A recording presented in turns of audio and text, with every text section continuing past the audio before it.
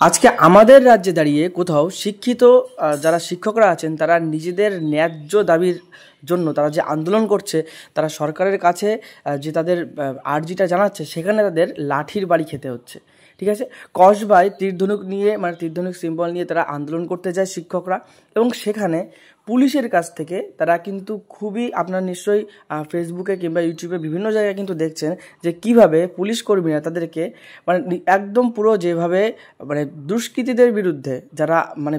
বেনিয়ম করে বেআইন করে আন্দোলন করে তাদের বিরুদ্ধে যেরকম লাঠিচার্জ করা হয়, ঠিক সেরকম করে লাঠিচার্জ করছে। এবং সেখানে কিন্তু যে বড় বড় পুলিশের অধিকর্তারা আছেন, যে অফিসাররা আছেন, তারা কিন্তু খোলাখুলি বলছেন যে না, নিয়ম লঙ্ঘন করা হয়েছে, অর্থাৎ আমরা লিগ্যাল অ্যাকশন নেব বা লাঠিচার্জ করব। সেটা কিন্তু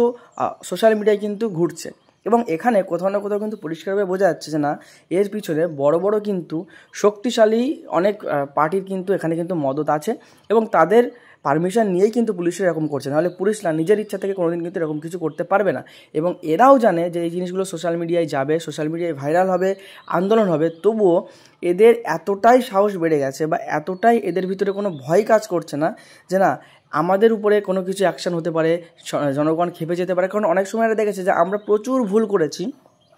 আমরা এর থেকেও বড় বড় মারাত্মক লেভেলের ভুল করেছি, কিন্তু কোনো সাধারণ মানুষের সাহস হয়নি আমাদেরকে দমিয়ে দেওয়ার। কিন্তু এখন